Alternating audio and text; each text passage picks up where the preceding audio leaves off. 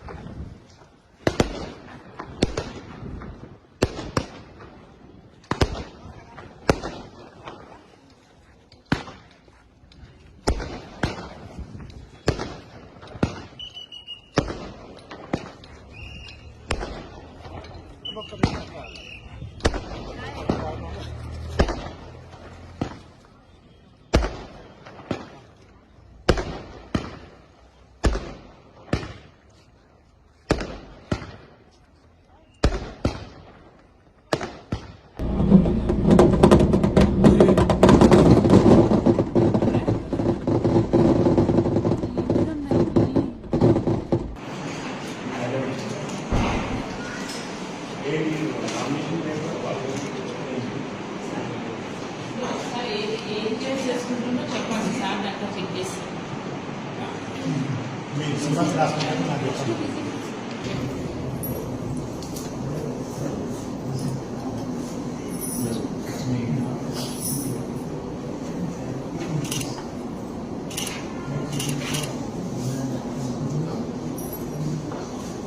అయిపోయినాక కూడా కొన్ని విలేజెస్ అయితే తిరిగినా అక్కడ ఉన్నటువంటి పరిస్థితులు కానీ అక్కడ ఉన్న కొన్ని ప్రాబ్లమ్స్ని నాకు అనిపించింది.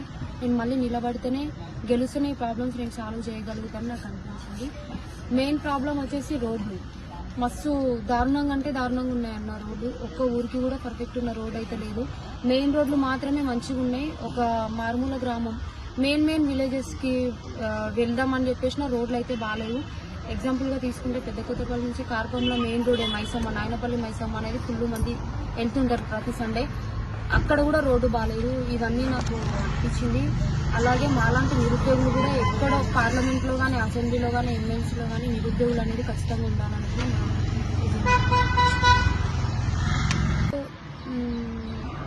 చేసిందే అవ్వదు కదండి. మన వంతుగా 100% ట్రై చేయాలి. ఎంత వచ్చినా రిసీవ్ చేసుకుంటాం.